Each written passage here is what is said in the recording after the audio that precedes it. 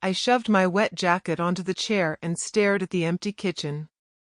Another night, another paycheck that barely covered the rent. I could feel the exhaustion crawling up my spine, the kind that sticks to your bones and whispers, "You'll never get out of this." "Hey, you home already?" Ariana's voice floated from the bedroom, a little too casual, a little too distant. "Yeah," I said, forcing a smile I didn't feel. "Long day?" Just work." She didn't look at me.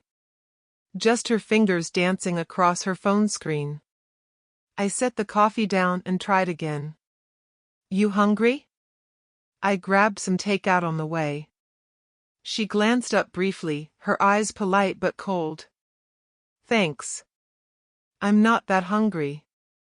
I nodded, trying not to notice the tight line of her lips. "Okay, did Ethan text you today?" Her head snapped toward me, and I could feel the tension spike. "What?" "Oh, yeah.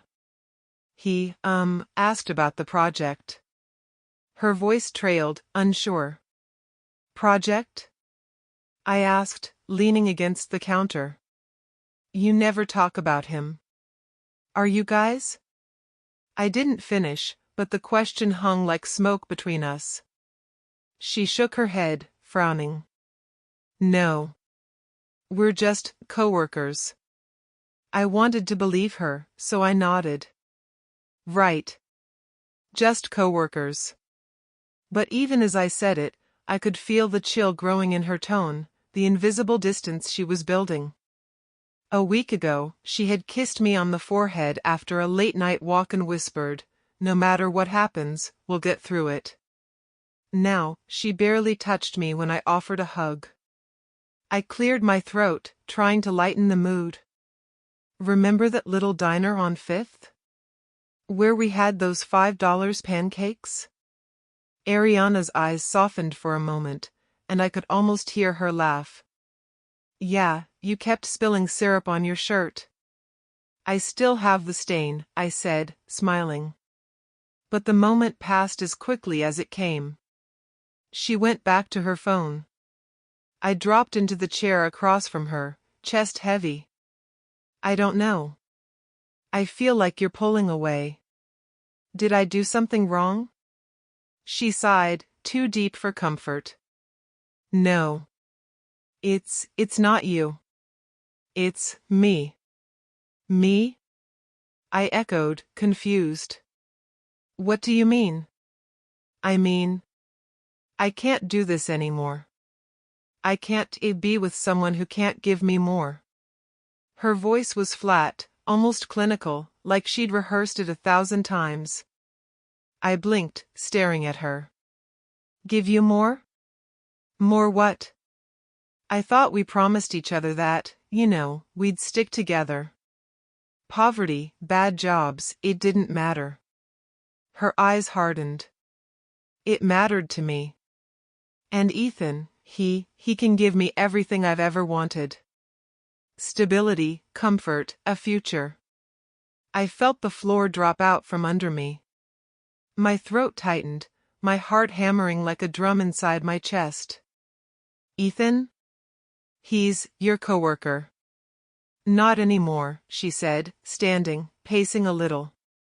I've realized something. I can't wait around for you to fix your life. I'm done waiting." "Done?" I whispered, as if saying the word aloud might make it untrue. "We said we'd get through this together. All the nights, all the dreams, you promised." "I know what I promised," she said coldly, finally looking at me. "But promises don't put food on the table, they don't pay rent, they don't give me what I want anymore. I love you, but I can't be poor forever. I have to think about me." I felt a wave of nausea, a burning shame, like someone had carved a hole right through me. "So, you're leaving me? Just like that?" She nodded, almost apologetically. "I'm sorry. I tried, I really did." But I can't. I sank into the chair, feeling my hands shake. Tried? You just... I thought we meant something. We did. We do. But some things aren't enough. Her words were like ice sliding into my chest. I could hear the rain outside tapping against the windows, and suddenly it felt like the entire world had turned gray. So, that's it? My voice was raw, breaking. Just nothing? No, nothing? I have to go, she said, turning toward the door. I'm sorry. The door clicked behind her, and silence slammed into me like a tidal wave. I stayed there for a long time, unmoving, listening to the rain, listening to the emptiness. Every memory, every cheap dinner, every late-night walk, every whispered dream, flashed across my mind. They were all gone, all replaced by this crushing weight of betrayal. I remembered the night we first met. Her laughing as I tripped over my own shoes, the way she tucked my hair behind my ear, telling me we'd conquer the world together. And now, none of that mattered. I muttered under my breath, she really left me. I wanted to scream, but nothing came out. I wanted to run after her, beg her, plead for some fragment of the girl I loved to stay. But my legs felt like lead, my chest heavy with despair. Why? I whispered to the empty room. Why would you do this? I sank onto the floor, my back against the wall, letting the rain from the window streak across my mind like a knife. I felt worthless. Broken. Invisible. The city outside blurred through the rain-streaked window. Neon lights flickered, reflecting off puddles, mocking me with their normalcy. Everyone else was moving on. Everyone else had warmth, security, people who cared. I had nothing. And then I heard her name again. Ariana. The sound of it twisted my stomach, made my heart ache like it had been torn in half. I hated her. I loved her. I wanted to forgive her, but I couldn't. Not yet. I thought about Ethan, about the life she chose over me. My chest burned with a mix of rage and shame. How could someone I gave everything to, everything I had, just leave? I wiped my face with my sleeve, tasting the salt of my tears. I whispered into the empty room, I'll never be that boy again. I can't be. I wanted to crawl into a hole and disappear, wanted to vanish from this world that had shown me betrayal so raw, so unforgiving. But somewhere deep inside, under the weight of grief and shame, a tiny ember sparked. A thought. A promise. You'll see, Ariana. You'll see what I can become. I rose slowly, still shaking, and moved toward the door. The rain had soaked the street outside, but I didn't care. I stepped into it anyway, letting it wash over me.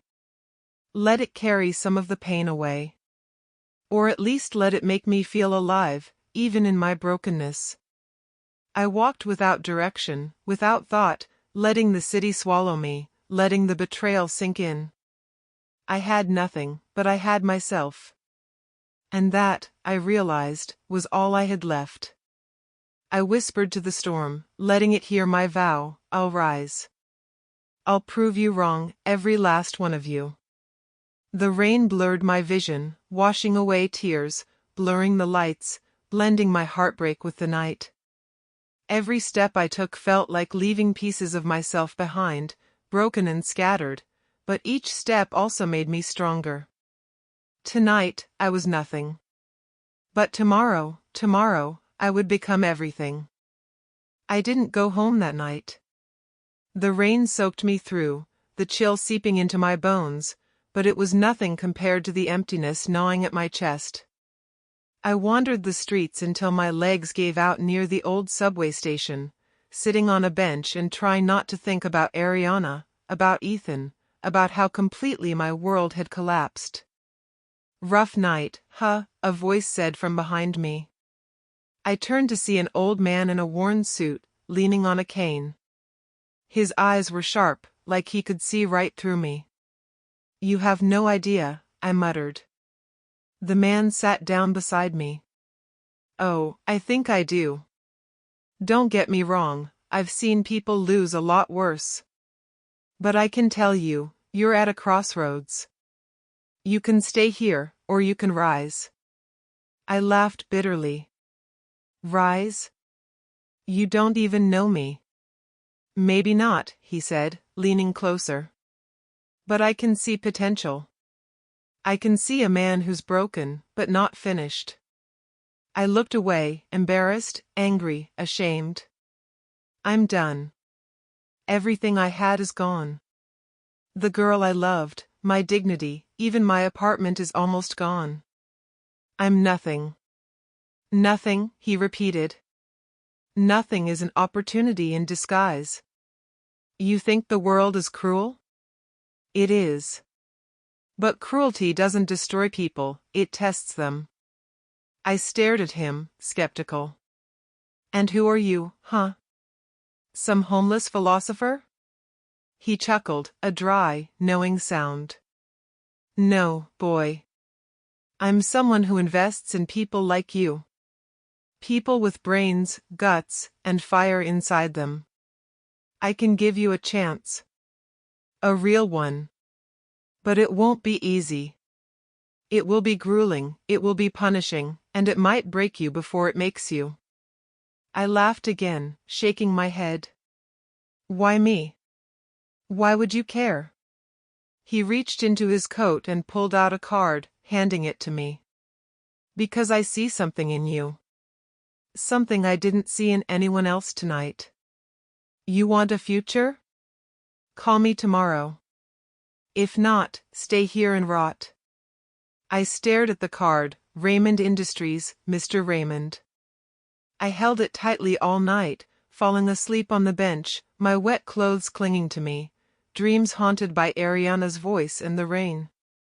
The next morning, I did something I hadn't done in months. I called. "Hello," a crisp voice answered. "Mr. Raymond?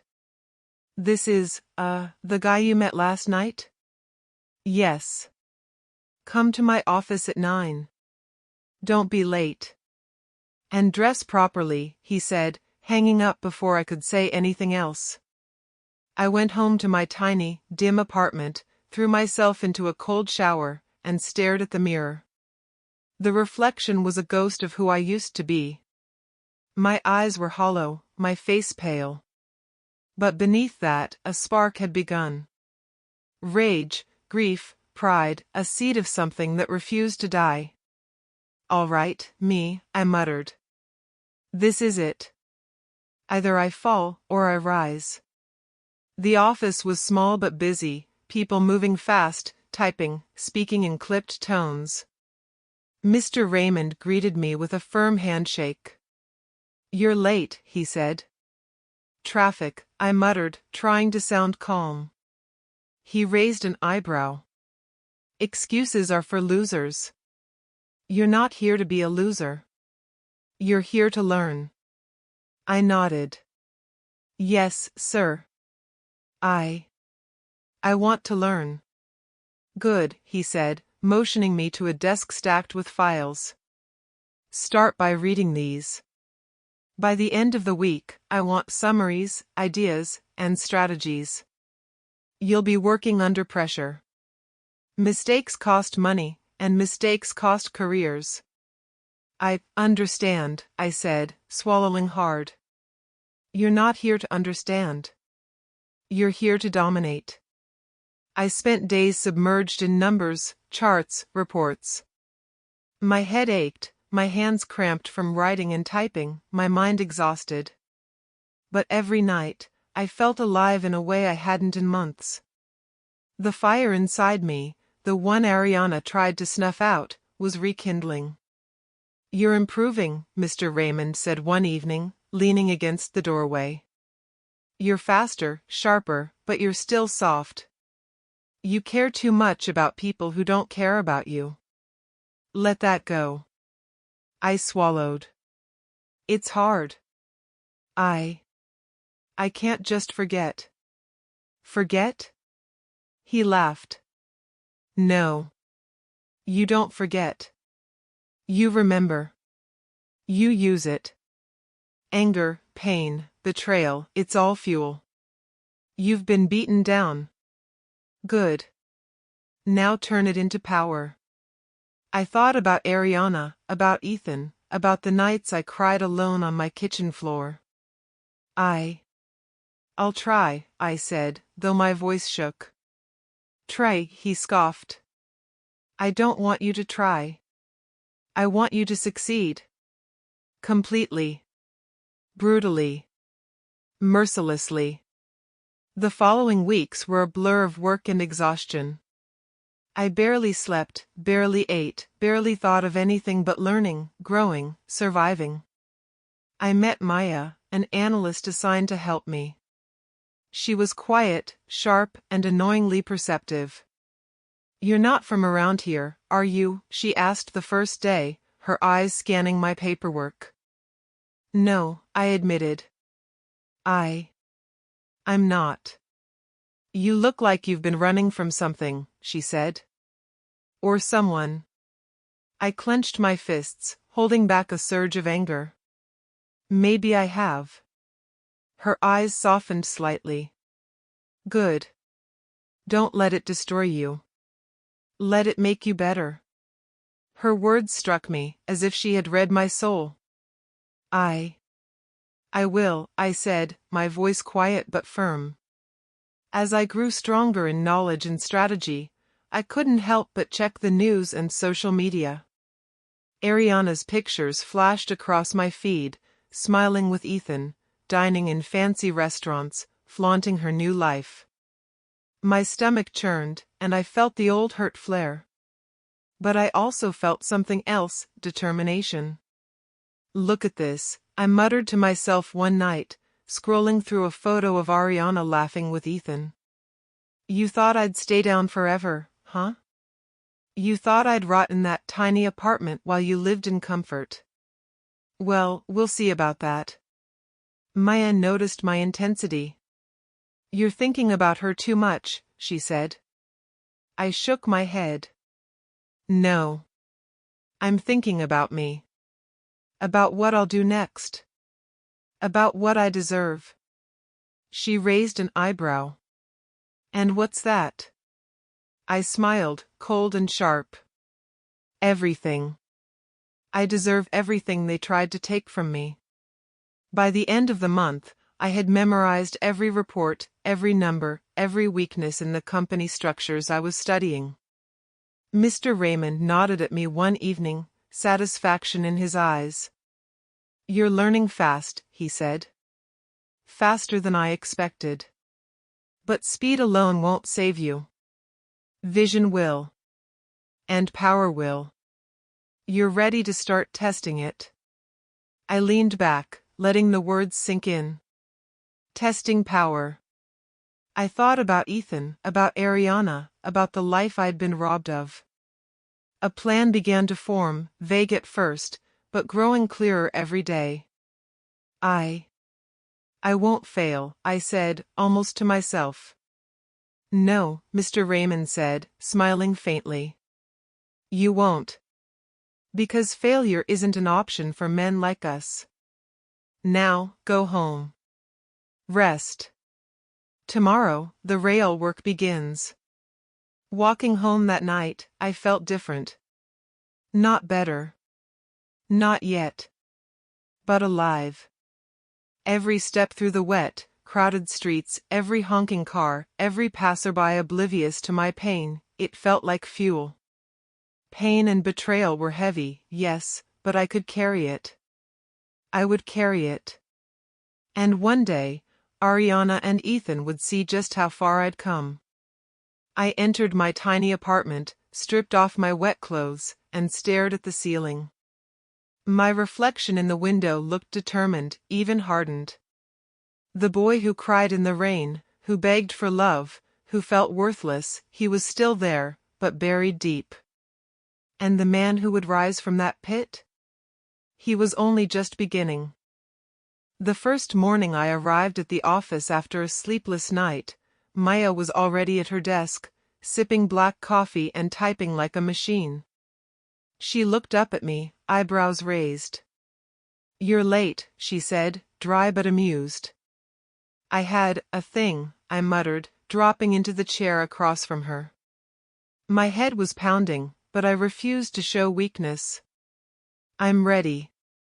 "You look ready," she said, smirking.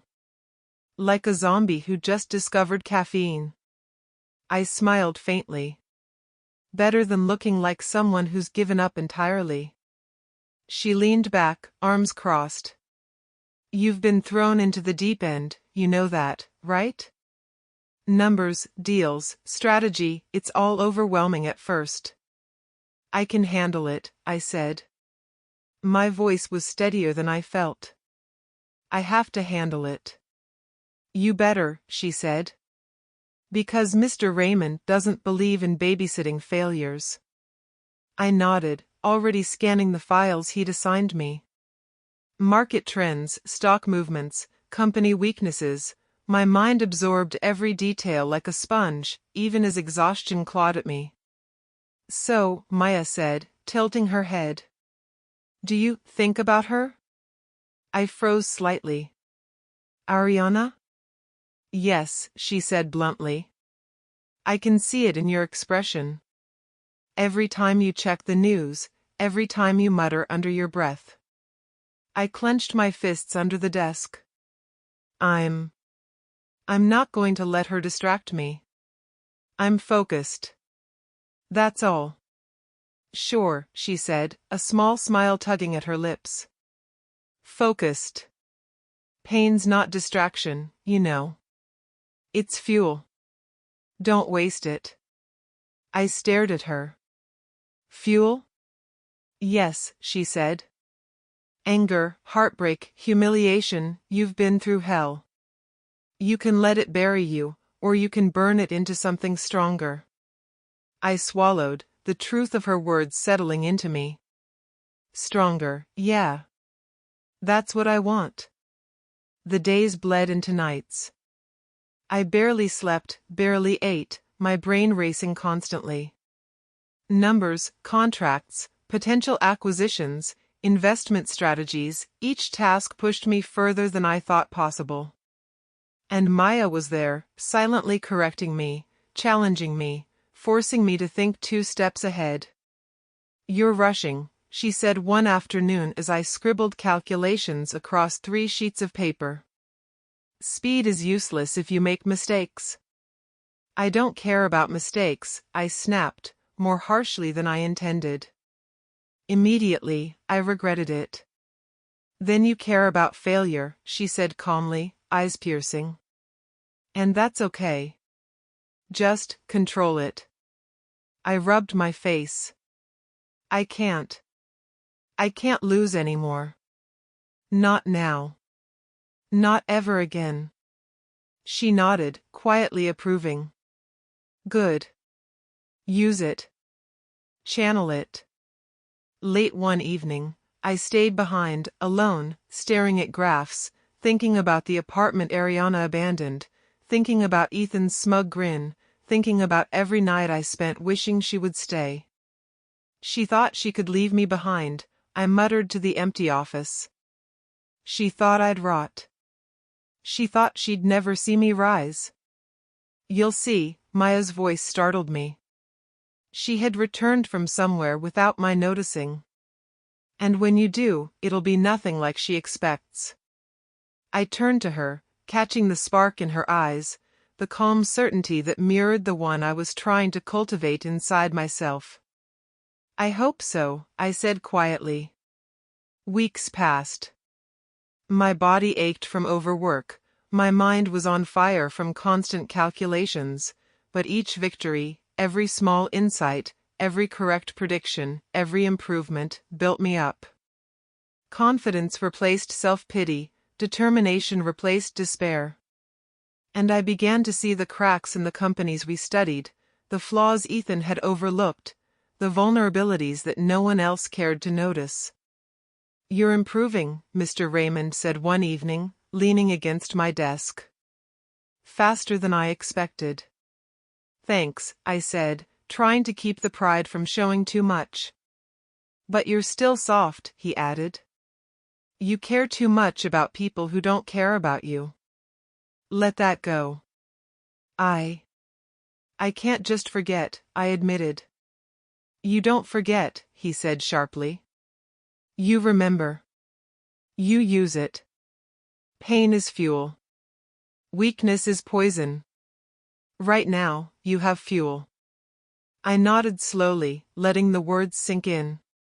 I thought about Ariana, about every bitter laugh she had shared with Ethan, about the nights I cried alone. "I'll use it," I said. "I promise." Maya approached my desk the next day. "You're obsessed," she said, half warning, half admiration. "You check every post, every article. It's like your entire life revolves around proving her wrong." I have to," I admitted. "Not for her, not for Ethan, for me.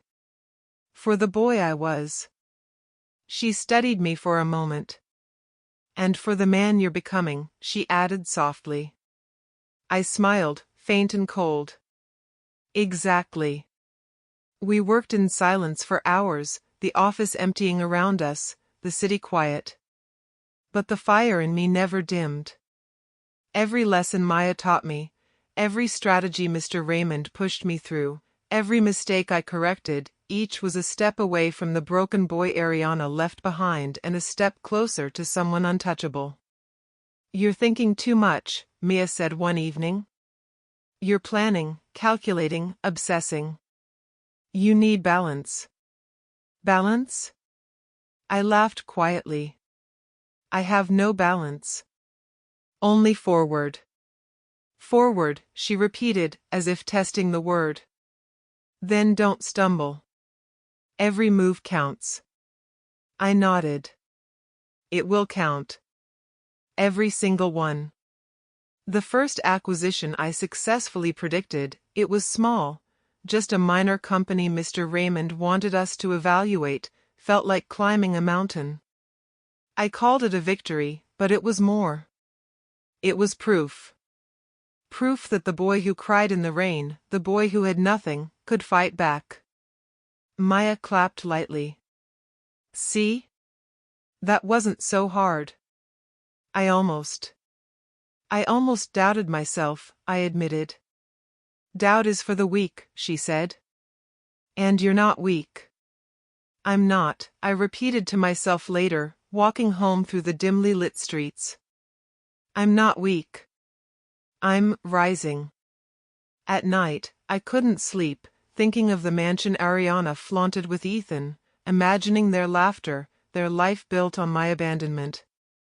Every image stung, but I let it.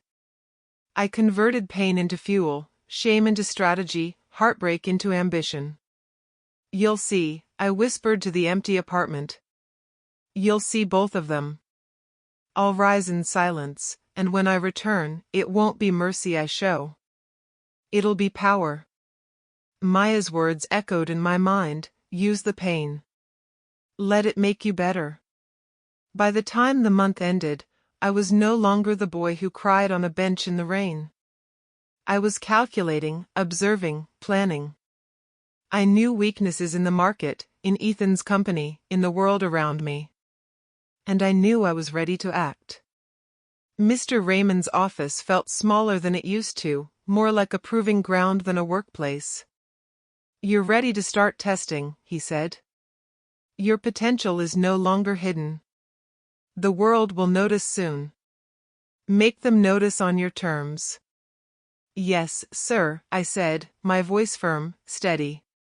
The old fear, the old despair, it was gone.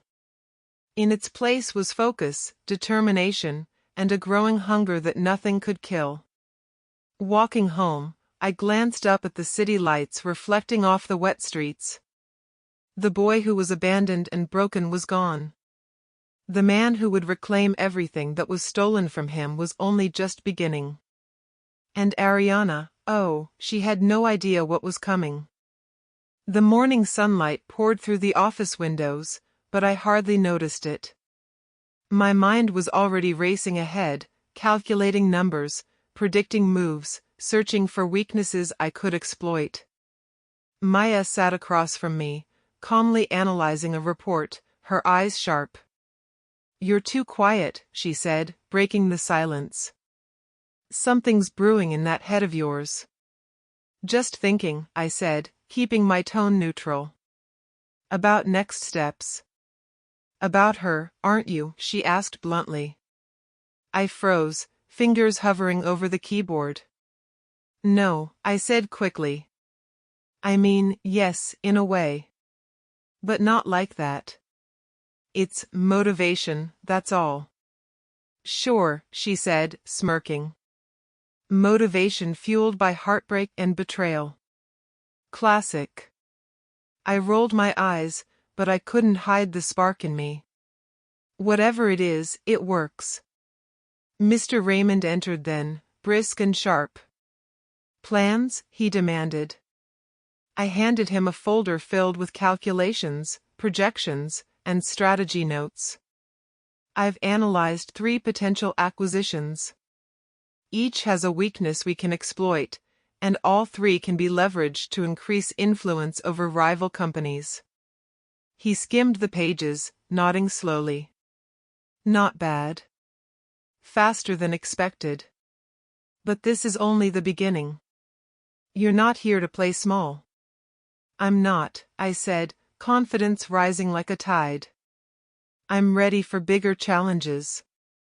"You think too small," he said, leaning against the desk. "Think global. Think long-term. You're a player now, not just a survivor." I swallowed. Global, long-term, the words felt foreign, exciting, terrifying. But inside me, something snapped. I was done hiding, done being the weak one abandoned in the rain. "Show me," I said. "I want the next step." "I'm ready." He smiled faintly. "Good. Tomorrow, you'll start testing your first real power move. Quietly. Strategically. No mistakes. Ever." That night, I stayed late with Maya, reviewing company data, analyzing Ethan's firm, and mapping out how to subtly gain control over shares and decisions. Every spreadsheet, every chart, every line of data became a weapon. "You're obsessed," Maya said, raising an eyebrow as I scrolled through an earnings report. "Maybe," I admitted. "But obsession is all I have right now. If I let it go, I might lose what I'm building." She studied me for a moment. "Just make sure you don't lose yourself in the process. The boy you were, the pain you felt, don't let it consume you completely." I shook my head. "I won't. I'll channel it. Turn it into something stronger." Days turned into weeks. I moved through the office like a machine, learning faster than anyone expected, executing strategies with precision. I grew closer to Maya, not romantically, not yet, but as an ally I could trust. She challenged me, pushed me, and kept me grounded. "You're rising," she said one evening. "Faster than even Mr. Raymond expected. Be careful, though. Power can blind you if you're not careful." "I'm careful," I said, smiling faintly. "But I won't stop. Not until it's done." One afternoon, a notification popped up on my phone. A news article about Ethan's company, a failed investment, a declining stock value, whispers of mismanagement. My chest tightened, but this time it wasn't pain. It was opportunity. "I see it," I muttered to Maya, who was reviewing a report next to me. "Their empire is cracking." She glanced up. You've been waiting for this moment, haven't you? Not waiting, I corrected. I've been preparing. And now, the game begins. Over the next few days, I made subtle moves, acquiring shares through shell companies, influencing minor decisions, sowing seeds of instability without anyone noticing. Ethan remained unaware, arrogantly confident that nothing could touch him. Confidence, Mia said one evening as we reviewed the latest market data, can be dangerous when it's misplaced. Exactly, I said, watching the graphs on my screen. And his is completely misplaced. Even Ariana appeared in my thoughts more than I wanted. I saw her smiling in social media posts, flaunting her luxurious life with Ethan. My chest burned, a mix of rage and satisfaction. She really thinks she's untouchable, I muttered. Maya glanced up. And when she realizes she's not? I smiled coldly. She'll learn. Eventually, she'll understand what happens when you abandon someone who refuses to stay down forever. Mr. Raymond called me into his office one evening. Your strategy is clever, he said. Subtle, methodical. You're playing the long game. I approve. But remember, this isn't just about them. It's about proving to yourself that you can command, lead, and survive at the highest level. I understand, I said. It's not just revenge. It's growth. Power. Control. Good, he said. And remember, timing is everything. Patience isn't weakness. It's preparation. I nodded, feeling a cold thrill in my chest. Preparation, patience, they were weapons now. Every night I went home, I reviewed the numbers again, adjusting strategies, watching for opportunities. You're obsessed, Maya said one night, noticing the sleepless lines on my face. Maybe, I admitted. But obsession is all I have right now. And obsession keeps me alive, focused, ready. She sighed, shaking her head. Just, don't let it turn into hatred. Power is more dangerous when fueled by vengeance alone.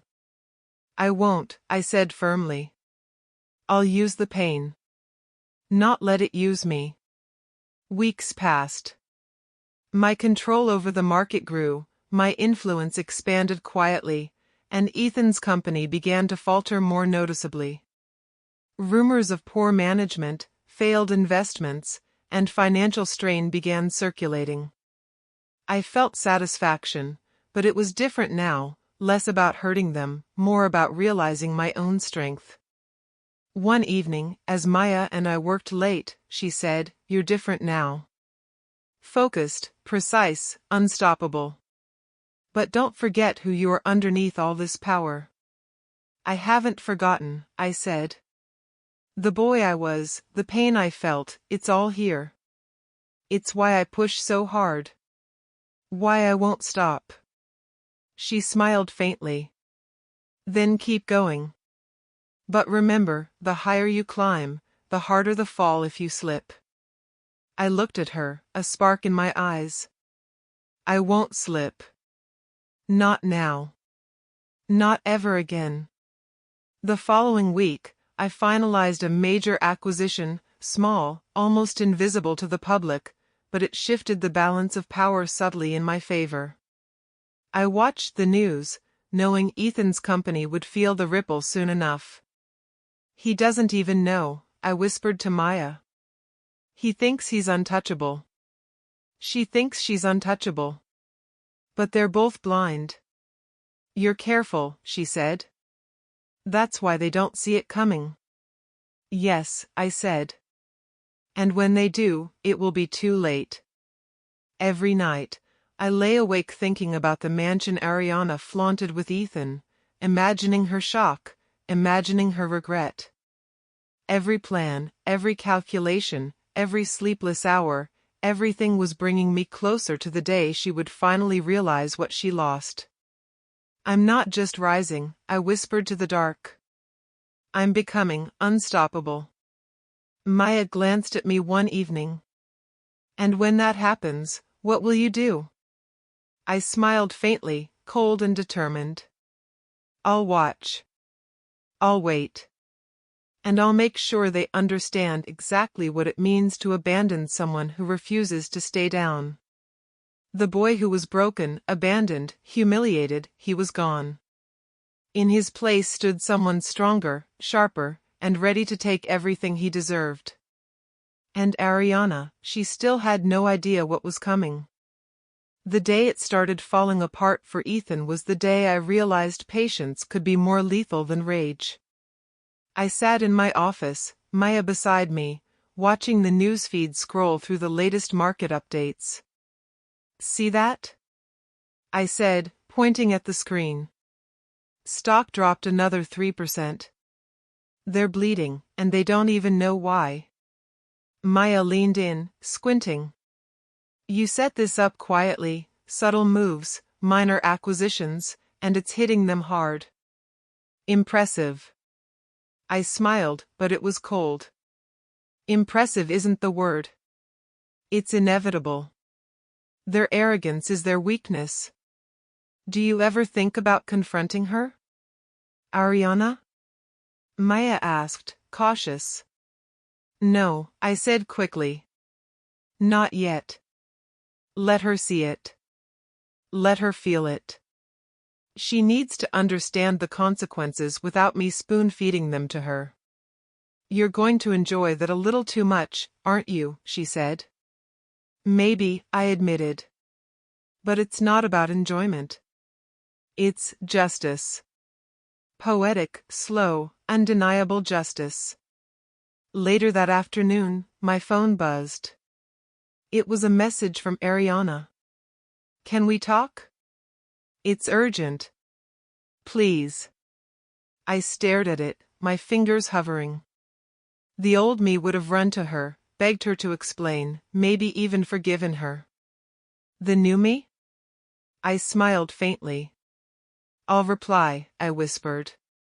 But not with mercy. I texted, meet me in my office tomorrow at noon. Come alone. She replied almost instantly, I'll be there. Maya noticed the smile on my face. You're going to enjoy this way too much, she said again, shaking her head. I don't enjoy it, I said firmly. I just want her to see reality. To see what happens when you abandon someone who refuses to stay down. The next morning, I arrived early. Maya had prepared files, maps, and projections of Ethan's company's failures. Every detail, every vulnerability, was laid bare. You're really doing this, she said, mixed with caution. I'm doing what I should have done a long time ago, I said. It's time. At noon, the door opened. Ariana walked in, her eyes wide with nervous energy, her designer bag swinging slightly from her arm. She froze when she saw me, like she didn't recognize the man sitting at the desk. I don't understand, she said softly. Sit, I said, motioning to the chair across from me. Let's talk. She obeyed, though cautiously. I just want to explain. Explain? I echoed. After all the lies, all the nights I cried alone, all the dreams we shared that you tossed aside, you think words will fix it? I didn't mean, she started, but I cut her off. Didn't mean? I repeated, voice rising. You left me for him. For comfort, for money, for a life I couldn't give you at the time. You didn't even think about what it would do to me. Did you? Her lips trembled. I thought it was the best choice for me. For my future. I never wanted to hurt you. You didn't want to hurt me, I said, leaning forward, eyes sharp. You wanted to save yourself from the inconvenience of poverty. That's not love. That's selfishness. She began again, but I held up a hand. Stop. Just stop. I don't want excuses. I want truth. And the truth is you chose him over me. You chose comfort over loyalty. And now, I paused, letting my words sink. Now you're going to see what happens when someone you underestimate rises. She blinked, confusion and fear flickering across her face. Rise? Yes, I said. Rise. I've rebuilt. Strategized. Learned. Grown stronger than I ever thought I could. And every step I took, every bit of effort, has been fueled by the one thing you gave me, betrayal. She swallowed hard, words failing her. I could see panic beginning to replace her arrogance. And Ethan, she whispered finally. He's okay? I leaned back, a slow, controlled smile on my face. He's discovering that even arrogance has limits. His company is crumbling. His investors are panicking. And he doesn't even know it's me orchestrating it. Her hands trembled slightly, clutching her bag. What have you done? I shrugged lightly. Nothing illegal. Nothing unethical. Just intelligent. Calculated. And merciless. I studied, I learned, I waited. And now? I'm in control. I don't understand, you're rich? Powerful? Her voice cracked. Yes, I said simply. I am. And you're standing on the edge of the life you thought you had, realizing it's slipping away. She leaned forward, desperation in her eyes. Please. I made a mistake. I was wrong. Can we fix this? I shook my head slowly. Fix this? Ariana, do you hear yourself? You abandoned me when I had nothing. You thought I'd rot while you lived in comfort. And now you want a second chance? Her shoulders slumped. I didn't know. I didn't think. Exactly, I said. You never think. You act on convenience. You chase the easy way. And now, karma is knocking on your door. She looked down at her hands, silent, tears forming. I felt a strange pang, not for her, but for the necessity of what I was about to do. This wasn't cruelty. It was balance. Justice. The world had handed her a taste of the consequences she ignored for so long. I leaned forward, voice steady, piercing. You have choices now. You can accept it, leave quietly, or cling to a life that's already crumbling. But understand this. I will not take you back. Never. Tears ran freely down her cheeks now. Please, just. I'll do anything. You'll do anything? I said softly, almost whispering. Anything won't undo the past. Anything won't erase the years of betrayal. And anything won't bring back the boy you left behind. Her shoulders shook, body trembling, the realization finally settling in. She had lost her security, her arrogance, her comfort, and she had no one to blame but herself. She stammered, words failing her entirely. Exactly, I said. Nothing to say. No excuses. No lies. Just reality. And reality is this: I am not yours to reclaim. I am mine, and I've built something you never could have imagined. She sniffled, wiped at her tears, and for the first time, I saw fear. Not fear of me, not fear of revenge, fear of herself, fear of the life she thought she could control slipping through her fingers. You don't understand, she whispered. I never. I understand perfectly, I interrupted. I understand exactly what you did, why you did it, and what you deserve. And the truth is, you deserve to watch from the sidelines while I rise, while I replace everything you thought you controlled. She looked at me then, eyes wide, haunted. Replace everything? Yes, I said. And I won't stop. You'll see. You'll watch it happen, piece by piece. And there's nothing you can do to stop it. Her face fell, tears spilling freely, sobs breaking through.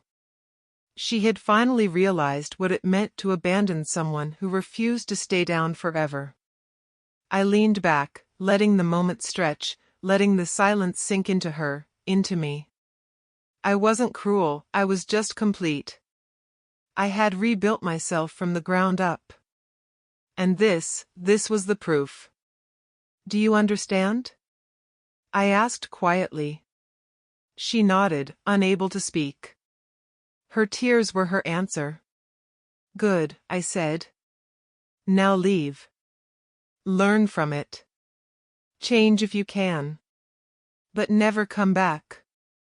You will not find the boy you abandoned. You will only find the man who refused to stay broken. She rose slowly, trembling, and left without another word. The door closed behind her, leaving me with silence and the sound of my own heartbeat. I exhaled, letting it out slowly. The hunter had become the prey. And in this game, I was no longer the one who had been abandoned. I was the one in control. Maya looked at me, expression unreadable. You've changed, she said softly. I've become what I needed to be, I replied. And now, it's time to take the final steps. The rain outside had stopped, leaving the streets glistening, cold, empty. I knew the next moves would come fast, for Ethan and Ariana both. And I was ready. I wasn't just rising anymore. I was unstoppable.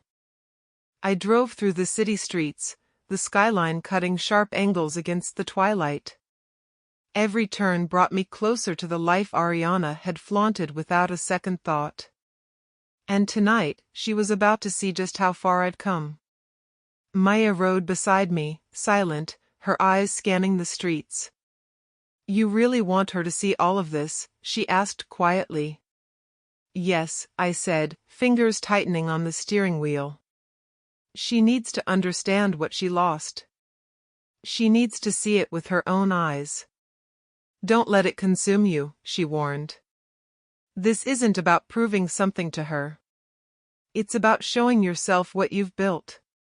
I know, I said. But it's poetic, too. I want her to feel it. Not just hear about it. Not just read it. I want her to feel it. The gates of my new property came into view, tall, imposing, gleaming under the soft orange of the streetlights. The mansion itself was a fortress of glass and steel, reflecting the lights of the city like a trophy. I parked the car and stepped out, taking a deep breath. This was it. The culmination of months of relentless work, sleepless nights, and strategic moves. Every deal, every late night, every sacrifice led to this moment.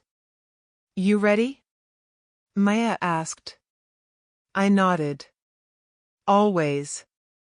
We entered the grand foyer. Chandeliers sparkled overhead, casting reflections across polished marble floors. I led Maya to the balcony overlooking the city. Unbelievable, she murmured. This is beyond anything I imagined you'd achieve in months. I allowed myself a small, satisfied smile. Months, years, it doesn't matter. The boy she abandoned? He doesn't exist anymore. This is the man who replaced him. She studied me, silent. And Ariana, she's going to see this tonight? She's outside, I said, nodding toward the front gates. She called, asking for what she called a meeting. I told her to come alone. Maya's eyes widened. And she actually came? She doesn't know what she's walking into, I said, a low chuckle escaping me. And that's exactly how it should be. Minutes passed. Then the sound of a car approaching broke the silence. I stepped toward the balcony, heart steady, mind sharp. Ariana stepped out of the car, her designer heels clicking against the driveway, a mix of elegance and desperation. Her eyes widened the moment she saw the gates, the lights, the sheer size of the property. She froze, hand clutching her purse like a lifeline. I didn't move toward her immediately. I let her take it in. Let her feel the shock, the disbelief, the pang of regret. I don't, she began, voice trembling. You don't what? I asked, stepping onto the balcony, letting the light hit my face just right. You don't believe it? You don't understand? Or do you just hate that it exists at all? Her lips parted, but no words came.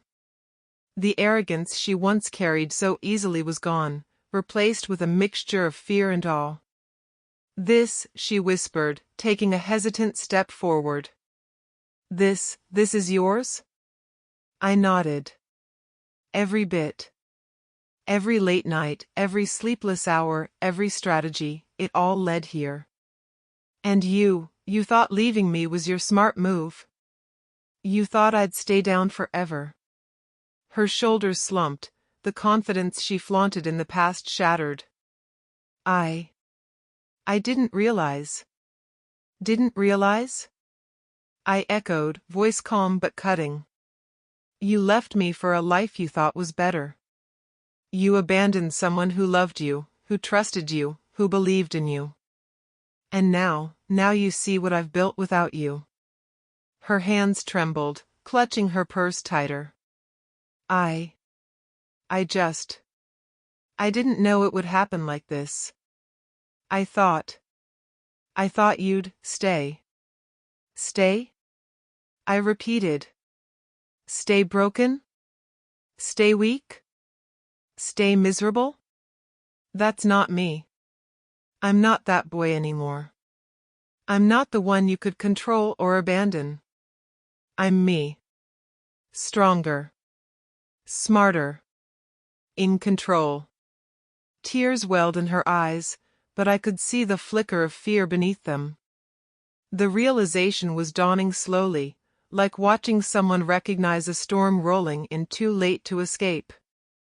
You really replaced me, she whispered, voice cracking. I didn't replace you, I said firmly. I replaced the life you tried to steal. I replaced the version of myself you abandoned. And now I stand here, proving that leaving me didn't weaken me, it awakened me. She shook her head, stepping closer. I never wanted it to end like this. End like this? I asked, leaning slightly against the railing, watching her struggle with disbelief. This isn't the end. This is reality. And reality is harsh, Ariana. It's unforgiving. You left me. You chose someone else. And now, you're seeing the consequences. Her tears fell freely now, and I felt a strange mix of satisfaction and melancholy. I didn't hate her anymore, not really. What I felt was clarity. Power. Justice. Karma. I need a chance, she pleaded. Please. I'll do anything. You'll do anything? I said, voice steady. Anything won't undo the past. Anything won't erase the nights I cried, the heartbreak I endured, the dreams we shared that you abandoned. Her head bowed. I understand. I never thought. I never. Exactly, I said. You never thought. And that's why this is happening. You're watching the man you left behind rise, while you realize that what you thought you controlled has slipped through your fingers. She finally looked up at me, eyes wide and haunted. I'm sorry. Truly. I didn't. Sorry doesn't bring back trust. Sorry doesn't bring back the boy you abandoned. Sorry doesn't fix the life you chose over someone who believed in you. I paused, letting it sink in. You wanted comfort, you wanted security, now, you're watching the consequences. And there's nothing you can do to stop it. Her lips quivered, and she took a tentative step back.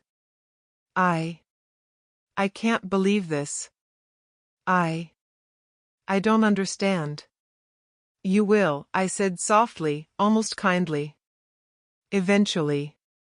The arrogance, the selfishness, it blinds you. But when reality hits, you'll understand exactly what happens when you abandon someone who refuses to stay down forever. She collapsed into the driveway, trembling, tears running freely. I watched without moving, letting her absorb the weight of her choices. You're unstoppable, she whispered. I should have. I never. I shook my head. No, Ariana. I'm not unstoppable because of you. I'm unstoppable because of me. Because I refuse to be broken, refuse to stay weak, refuse to let betrayal define me. You were just the spark. Maya stepped forward, placing a hand lightly on my shoulder. You've done what you needed to do. Let it be enough. I nodded, watching Ariana finally stand, shoulders slumped, face pale, and fear-stricken. She had seen it all: the mansion, the power, the man I had become. She realized she had lost everything that mattered.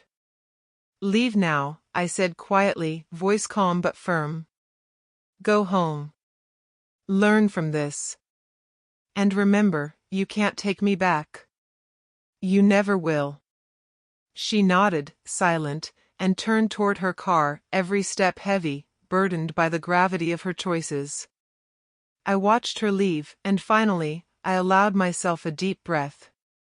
The rain had stopped, leaving the driveway glistening like glass. I felt a strange satisfaction, not cruelty, not revenge, but completeness. I had reached the first peak of my rise. The boy abandoned in the rain had become a man commanding the life he deserved. Maya looked at me again. She'll never forget this moment, she said. I don't want her to, I replied. I want her to see it clearly. Every choice has a consequence. Every betrayal carries weight. And this is the consequence of hers. The mansion stood around us, silent, cold, but magnificent. It was mine. All mine. Built with determination, strategy, and fire born from heartbreak. I walked through the grand hall, each step echoing like a heartbeat. The world outside, the city lights, the noise, they all seemed distant now. Here, in this space, I was the master. Not just of wealth, but of destiny. And Ariana, she had finally seen it. She had witnessed the man she abandoned. And though I felt no joy in her suffering, I felt the satisfaction of truth. Justice. Karma in its purest form. I turned to Maya. This is only the beginning, I said. There's still more to claim. More to build. More to prove. And when the time comes, they'll see just how unstoppable I've become. She nodded. Then let's keep moving forward. I smiled, a cold, determined smile. Forward, I said. Always forward. The night stretched on, the mansion glowing against the dark sky, a monument to resilience, ambition, and the power of a man who refused to stay down. And I knew, Ariana, Ethan, the world, they would all feel the impact of my rise. The morning light cut through the blinds, but I barely noticed it. My phone buzzed constantly, emails, calls, notifications from acquisitions I'd quietly orchestrated. Every message was a reminder, my rise was no longer subtle. And the world, including Ethan and Ariana, was finally feeling it. Maya sat across from me, sipping coffee, her eyes sharp. "They're starting to panic," she said. I leaned back in my chair, hands behind my head. Good. Panic is a luxury they can't afford. You've been patient, she continued. Calculated. Everything is hitting them all at once now. I smiled faintly. I've been preparing for this moment. For months, even before the mansion, before power, before her tears. Every move, every sleepless night, led to today. And today, they start tasting karma. Maya raised an eyebrow.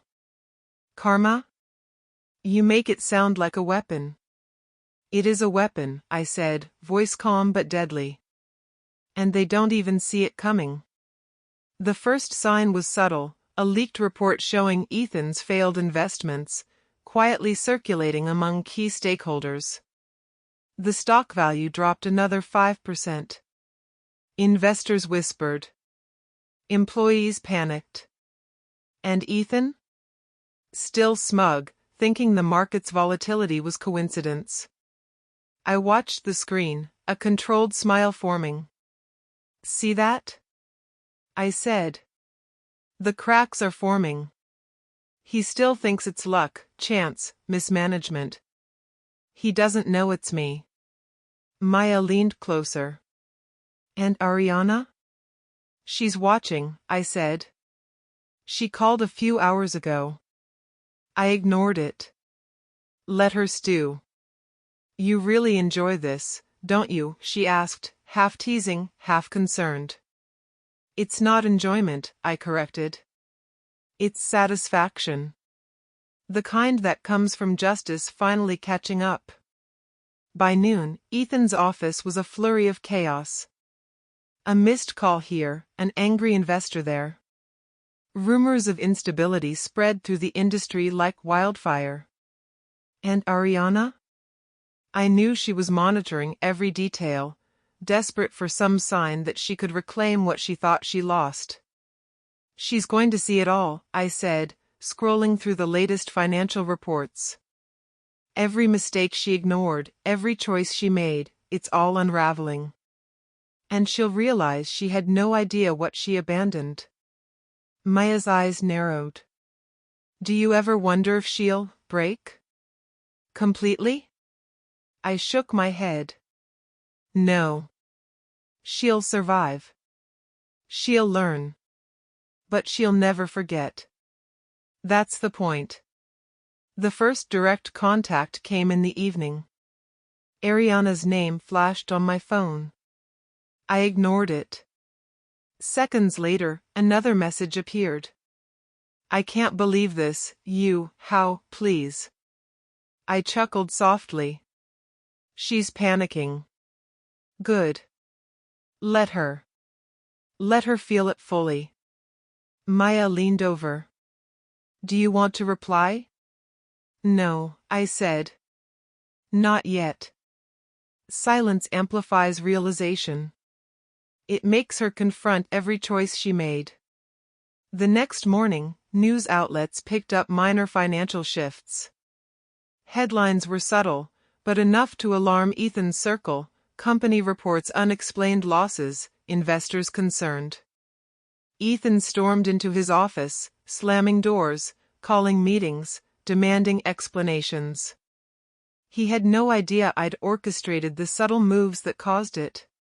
His arrogance blinded him to the truth. Maya sat beside me as we watched. You're ruthless, she said. Focused, I corrected. Ruthless is what happens when they deserve it and refuse to see it coming. I received another message from Ariana later that day. Please, help him. He's losing everything. I didn't know. I never imagined.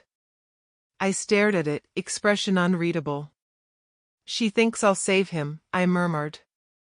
She doesn't understand that this isn't about saving anyone. This is about consequences. Maya glanced at me. And she's starting to realize she underestimated you. She has no choice, I said. Underestimating me was her first mistake. And every mistake after is her own doing. By mid-afternoon, Ethan called Ariana. I knew because her hands trembled as she typed a reply. I didn't look.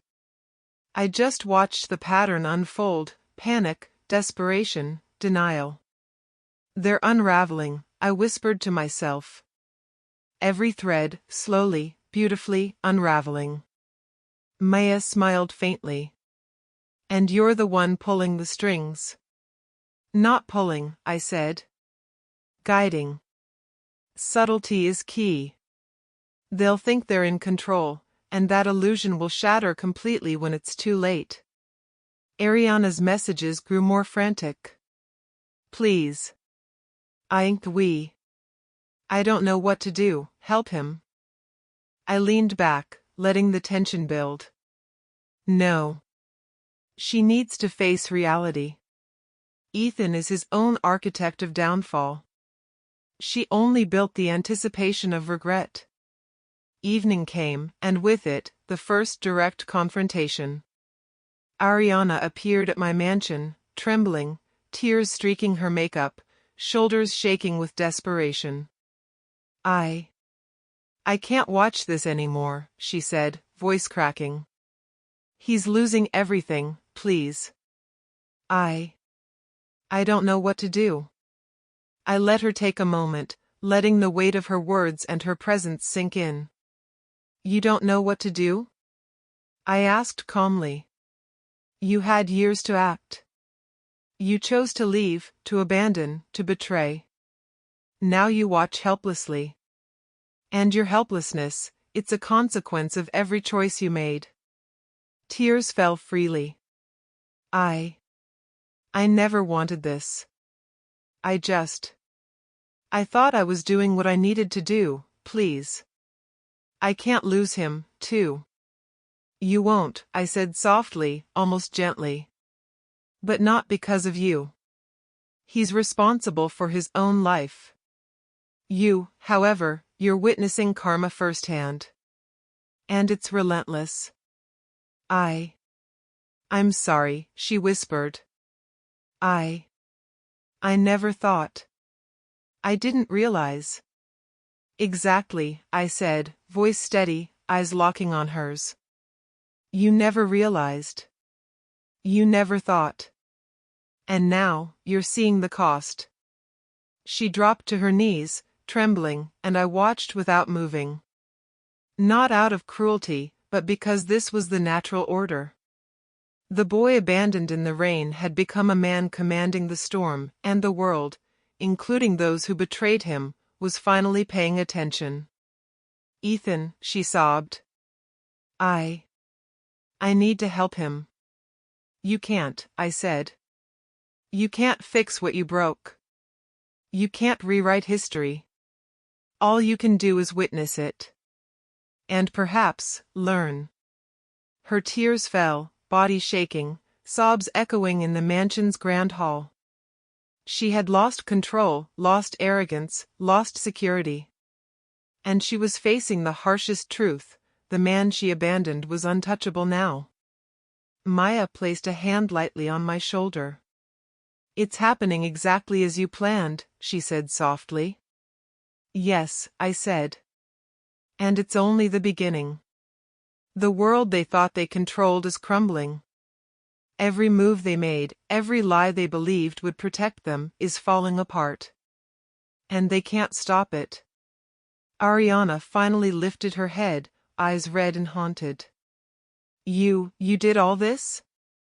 All of it, I said, calm, controlled. Every step. Every deal. Every calculation. I rose while you left me behind. And now, I am unstoppable. You will see that every choice has consequences, every betrayal carries weight, and abandoning someone can cost everything. She whispered, voice barely audible. I understand. I shook my head slowly. Understanding is not enough. Feeling it, living it, that's the lesson. And tonight, you're living it. The night stretched long. Ethan's downfall accelerated. Ariana's tears fell in silence. And I felt no joy in cruelty, no satisfaction in revenge. I felt clarity. Power. Justice delivered not with malice, but with inevitability. You've changed everything, Maya said, watching the scene unfold. I've changed myself, I corrected. And they're finally seeing it. Karma isn't punishment. It's truth. And truth is unavoidable. The mansion glowed against the night sky, a beacon of success born from pain, determination, and relentless focus. Ariana would remember this night forever. Ethan would feel the consequences soon. And I would continue rising, unstoppable, unbroken, untouchable. Finally, Ariana left the mansion, shoulders heavy, spirit crushed but alive. She understood, at last, that she had underestimated the boy she left behind. The man I had become was beyond her control, beyond her influence, and beyond her forgiveness. Maya looked at me. It's done, she said quietly. No, I said, voice calm but resolute. It's only the beginning. The taste of karma is just the first step.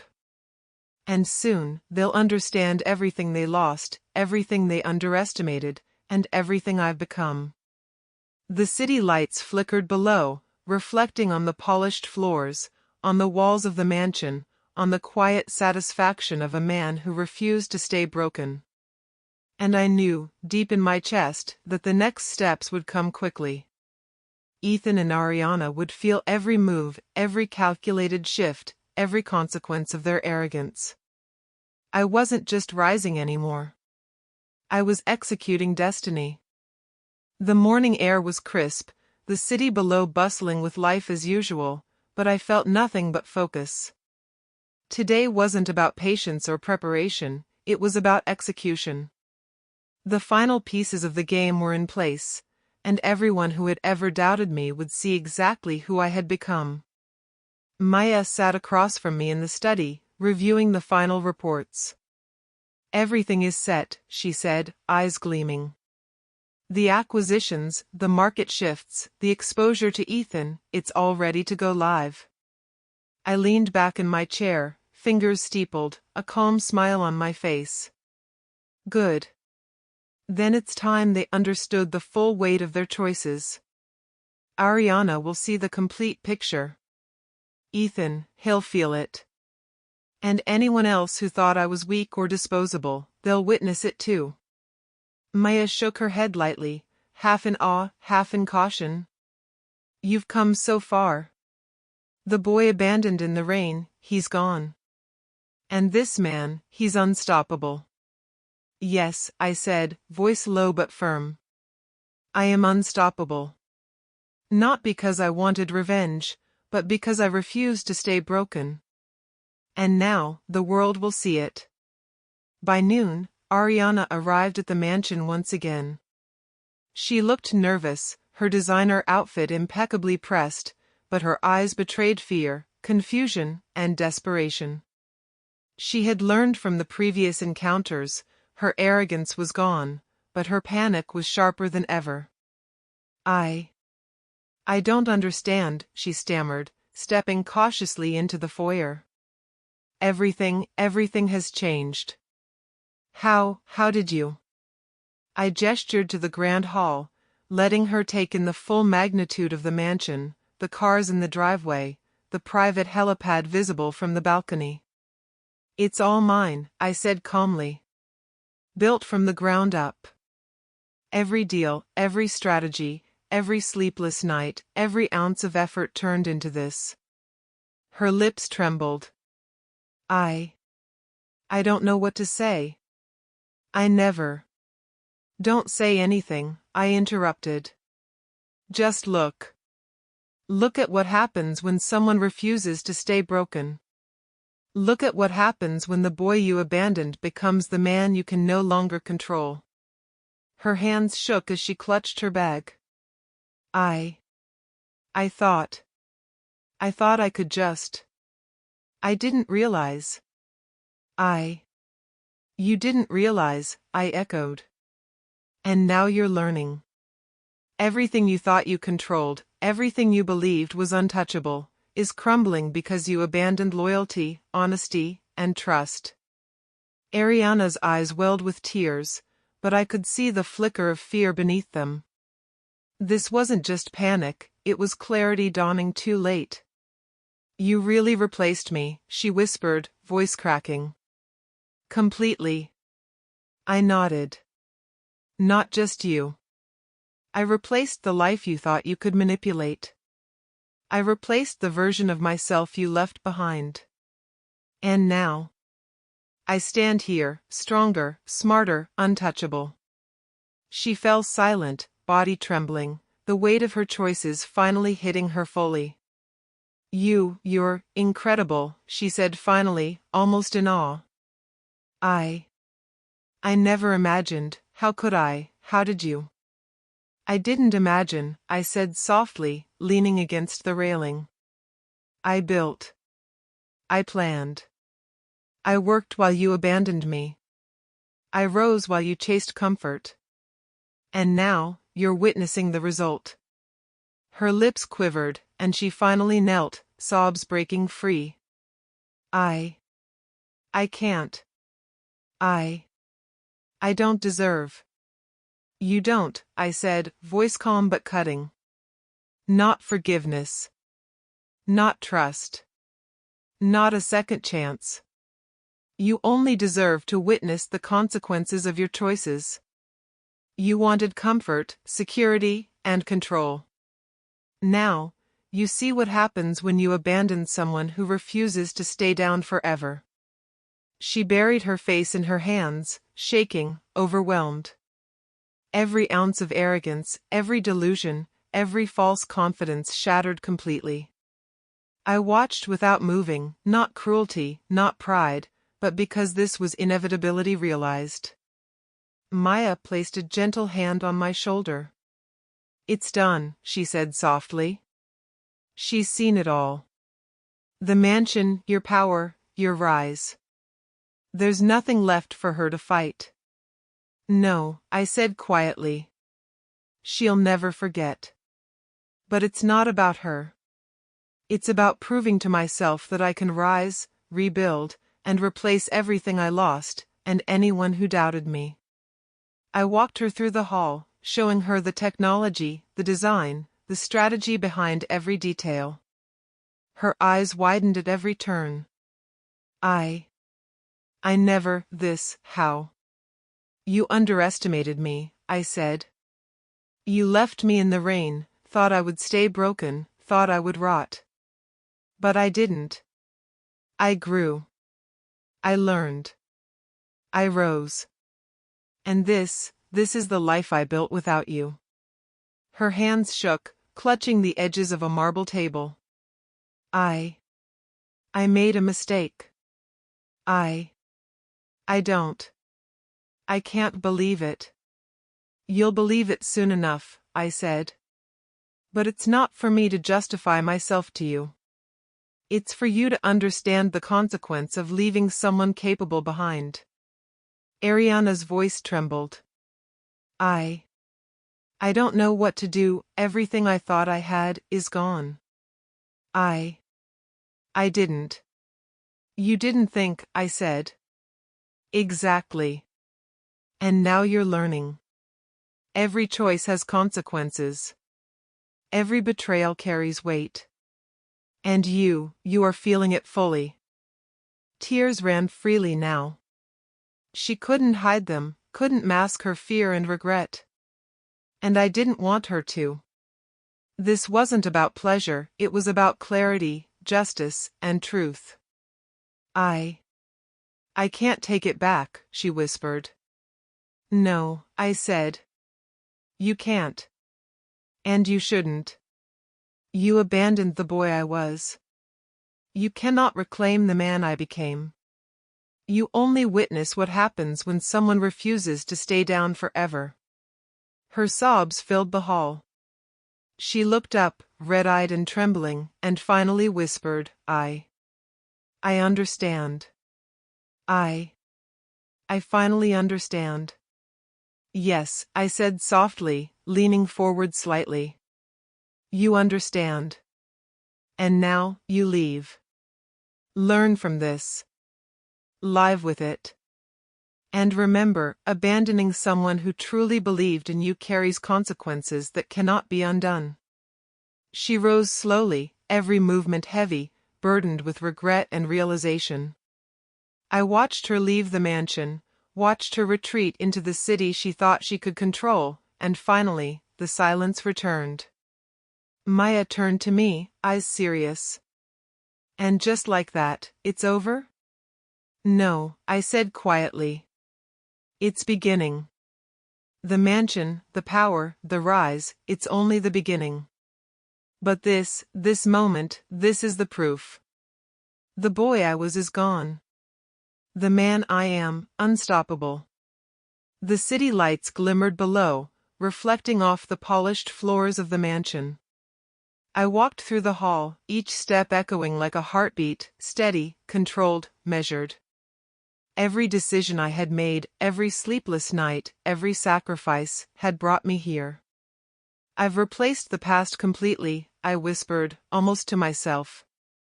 And no one will ever underestimate me again. Maya placed a hand lightly on my shoulder. You've earned this. You've claimed everything you lost, and then some. Yes, I said, voice calm but firm. And I'll continue to claim what's mine. Not out of revenge, not out of hate, but because I refuse to be broken, refuse to be weak, and refuse to let betrayal define me. The night stretched on, the mansion standing tall, glowing against the dark sky. I knew the world, Ariana, Ethan, they would all feel the impact of my rise. Every misstep they made, every choice they ignored, every arrogance they flaunted, it all mattered now. I looked at the horizon, the city lights like sparks of opportunity and challenge. I was no longer a victim. I was no longer abandoned. I was the architect of my own destiny, the master of my own life. And anyone who thought they could touch me, or control me, would realize too late just how unstoppable I had become. The boy in the rain was gone. The man who stood in this mansion, commanding his life, his power, and his destiny, he would never be taken down. And Ariana? She had finally seen the truth. Not just of my rise, but of her own folly. The cost of leaving someone capable behind. And the knowledge that she had no part in reclaiming what she abandoned. I smiled faintly, the weight of the past finally lifted. The mansion, the power, the control, all mine. Built from pain, built from betrayal, built from fire. And I would never stop. I woke to the faint hum of the city outside my mansion, but there was a tension in the air I could almost taste. This wasn't another day of quiet satisfaction. This was the day everything would fall into place. Ethan's empire was trembling, Ariana's regret had solidified, and the final moves I'd orchestrated were ready to land. Maya entered the study, her expression tight. It's time, she said. Everything is aligned. He doesn't know, she doesn't know, and the world is about to see it all collapse. I nodded slowly, a chill of anticipation running through me. Good. Let them feel the weight of what they ignored, of what they thought they could control. Today, the reckoning begins.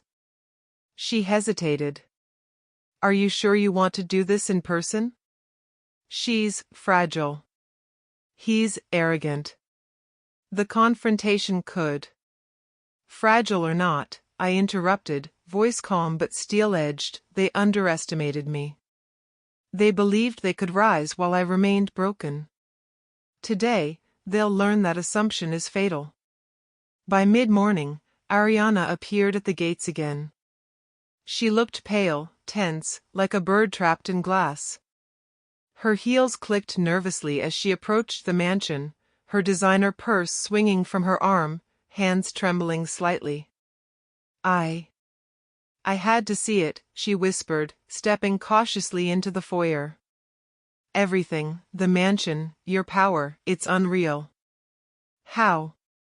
I gestured to the balcony overlooking the city. It's real. And it's all mine. Built from every ounce of effort I poured into rebuilding my life after you abandoned me. Every sleepless night, every deal, every moment of strategy, this is the outcome. She swallowed hard. I can't. I never thought. I didn't. You never thought, I repeated. And now you're watching the result. Ethan's empire is cracking. His arrogance is collapsing. And you're witnessing the life you abandoned rise without you. Her eyes widened. I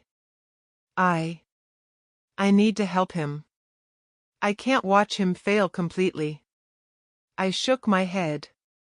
You can't. You didn't help when it mattered. You abandoned the boy you claimed to love.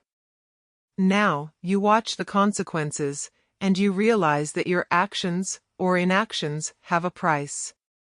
Tears welled in her eyes, but I could see the dawning realization. She was powerless here. Helpless. She had lost control of the narrative she once tried to script. Ethan's name came up, as expected. He doesn't know, she whispered. I thought maybe I could guide him, help him, fix things. Fix things? I asked, voice low, cutting. You can't fix what you left broken. You can't undo the past. You can only witness it. And that is your reality now. She dropped to her knees, sobs breaking through. I made a mistake. I didn't think. I never realized. Exactly, I said softly. You never thought. And now you see. Every choice has consequences, every betrayal carries weight, and abandoning someone capable of rising ensures you witness their success without ever being a part of it. Her tears fell freely. I can't. I don't deserve. You don't, I said, steady, calm. Not forgiveness. Not trust. Not redemption. You only witness the truth. The man you left behind is standing above the ruins you helped create. And you will never control him again. She looked up at me, red-eyed, trembling.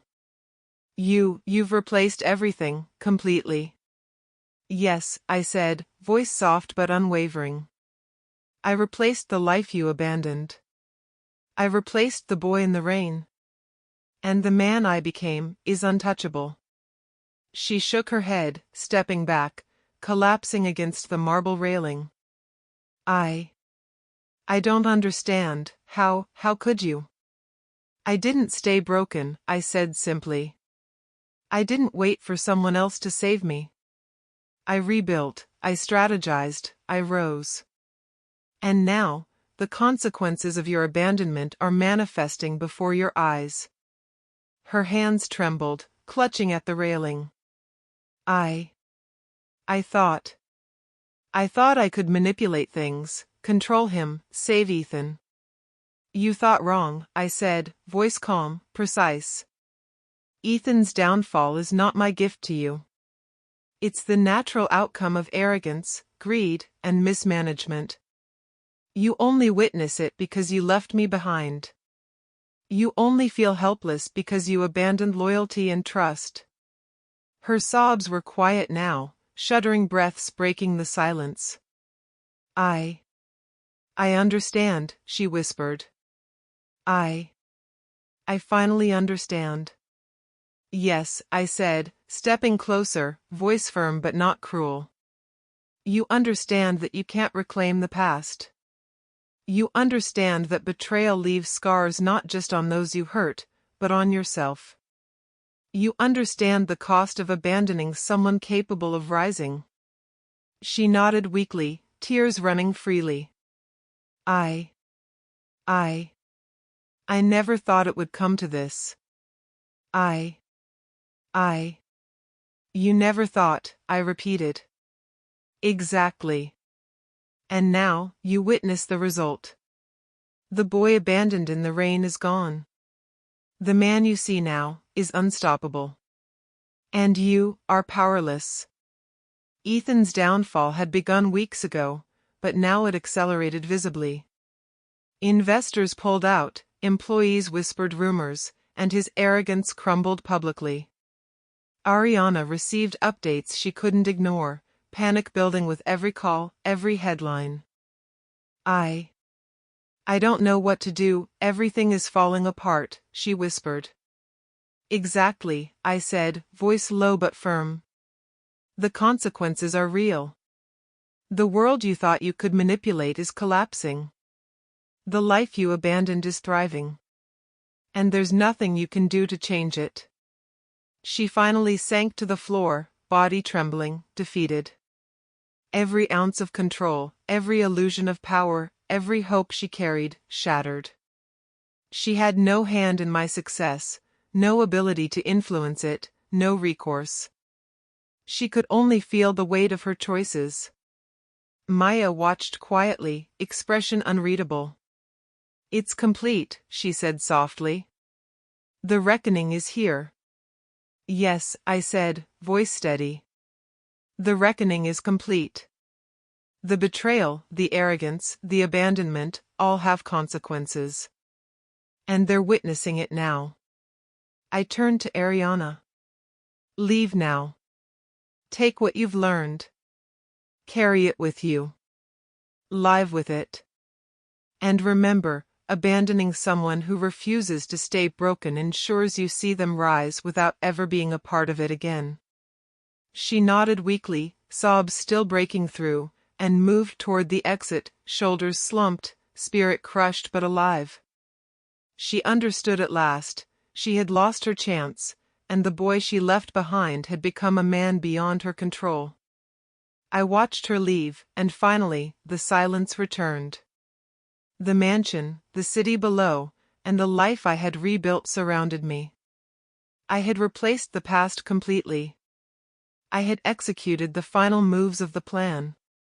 Justice, balance, and inevitability had arrived. Maya turned to me. And now, she asked quietly.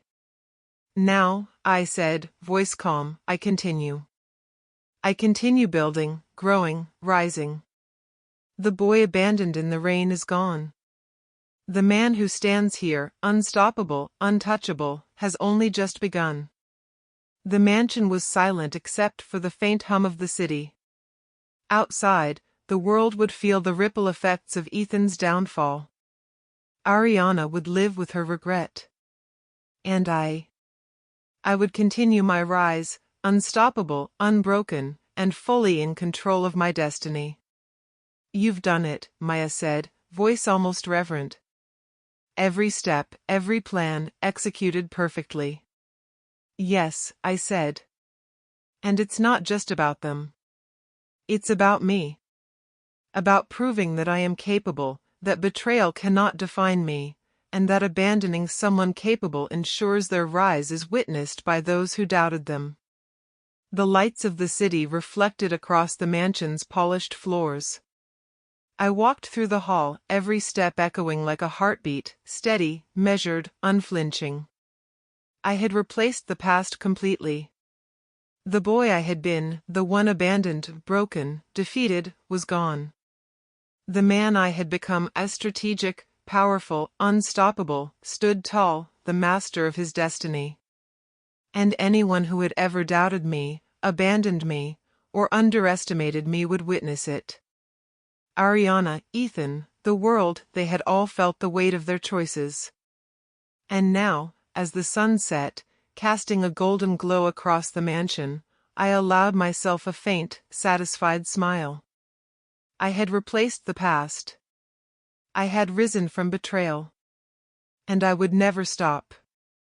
The mansion was quiet that morning, sunlight spilling across polished floors, but I felt no rest.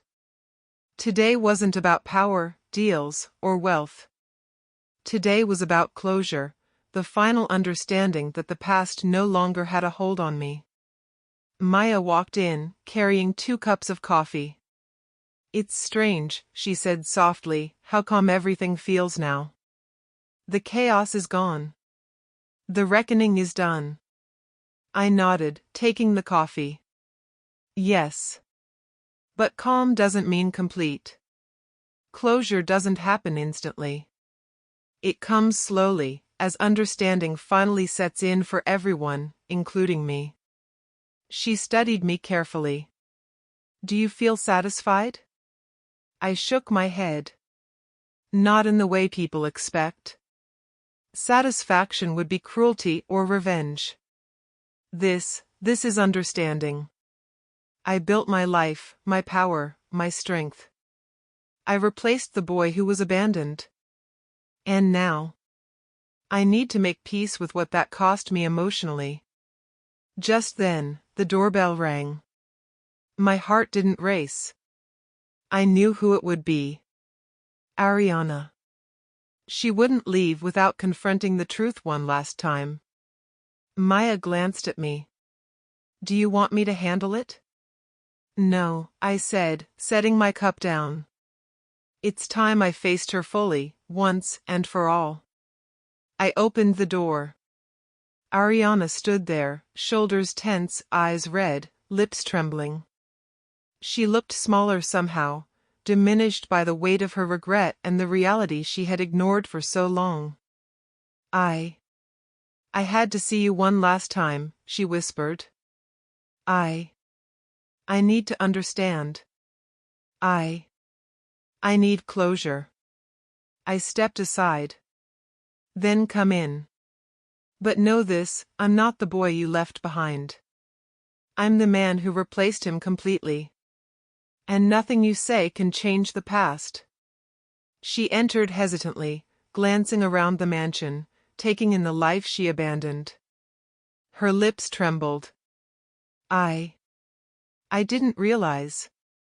I never imagined everything you built." "I know," I said softly. "And that's the point. You didn't think. You didn't stay. You left. And now you see the result." She looked down, voice breaking. I hurt you. I betrayed you. I can't. You don't need to explain," I said. "What happened has happened. The boy in the rain is gone. The man I am stands beyond your control. Closure isn't about blame, it's about understanding." Her hands trembled as she clutched her purse. I feel like I lost everything. I see now. I see exactly what I did." "Yes," I said. "That clarity is what you needed. And perhaps, it's what will guide you forward. I'm not here to punish you. I'm here to show that life doesn't stop, even when betrayal cuts deep. We continue. We grow. We rise." She swallowed hard, tears streaking her cheeks. I can't change the past. I can't fix anything. No," I said softly. "You can't. But you can live with it. You can learn from it. You can respect what happens when you abandon someone capable. And most importantly, you can never forget it." Her lips quivered. I understand. I finally understand. I nodded, stepping closer, voice calm. Then you have closure. And so do I. I've built everything I dreamed of. I've replaced the past completely. And now, I live without regret, without weakness, without betrayal holding me down. She looked at me, awe and sadness mingling in her expression. You're incredible. I never believed. I never imagined. I didn't stay broken, I said. I refuse to be defined by your departure or Ethan's arrogance. Every choice I made, every night I sacrificed, every deal I executed, it all brought me here. And here I stand, fully in control of my life, my destiny, and my future. Her voice trembled. I don't know how to thank you, or apologize. You don't need to, I interrupted gently. Closure isn't about thanks or apologies.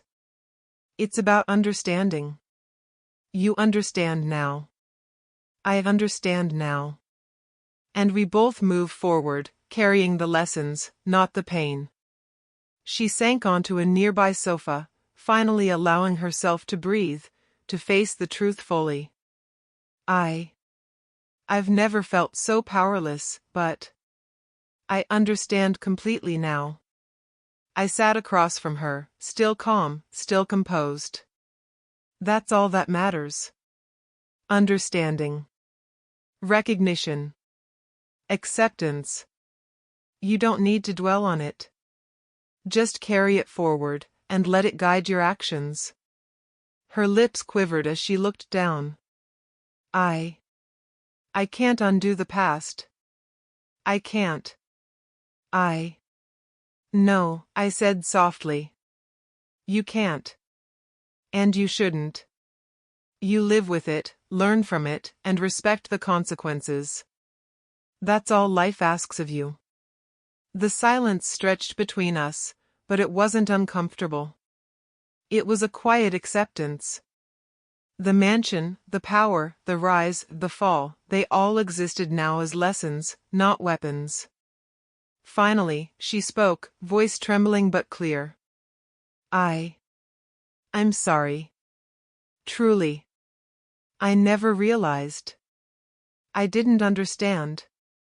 I know, I said calmly. And your understanding now is worth more than any apology. It means you've learned. It means you won't repeat the mistakes. And it means you see clearly the consequences of abandoning someone capable of rising. She nodded slowly, tears streaming, finally facing the truth without denial. I will never forget this. Never, not a single day. That's good, I said softly. You shouldn't. And now, it's time to leave. Take what you've learned. Live with it. Carry it forward. And remember, some choices cannot be undone. She rose, shaking slightly, and took a final look at me. Goodbye. I hope. I hope you continue to rise, always. I will, I said calmly. And you, live with the lessons, not the regret. That's the only closure you'll ever need. She turned, slowly walking toward the door, shoulders heavy with the weight of understanding, spirit marked by regret, but finally, fully aware. As the door closed behind her, I leaned back against the railing, letting the silence fill the space. The mansion, the city, and my life stretched before me, vast and full of possibilities. I had replaced the past completely, not with vengeance, but with mastery over myself and my destiny. Maya stepped forward, eyes wide. It's finally over, she said softly. Yes, I replied, voice calm. The past is gone. The boy abandoned in the rain no longer exists. The man I am, unstoppable, unbroken, and fully alive, stands here. And that's the ultimate closure. We walked through the grand hall, each step echoing like a heartbeat, steady, measured, unflinching. I had faced betrayal, heartbreak, and regret, and I had emerged stronger, wiser, and in complete control of my life. Maya glanced at me. "Do you feel free?" I smiled faintly. "Not just free. Empowered. Clear. Focused. The past doesn't haunt me anymore. It taught me, shaped me, and now I rise entirely beyond it. And nothing can touch that." The sun set outside, casting warm gold across the mansion, highlighting the life I had rebuilt, the man I had become, and the power I now commanded. I allowed myself a faint, satisfied smile, knowing that the final chapter of betrayal and heartbreak had ended, not with revenge, but with truth, understanding, and self-mastery. Ariana, Ethan, the city, the world, they had all felt the weight of their choices. And I would continue to rise, unstoppable, unbroken, and completely in control of my destiny. The boy in the rain was gone. The man in the mansion, fully alive, fully empowered, and fully free, had replaced the past completely. And that was my closure.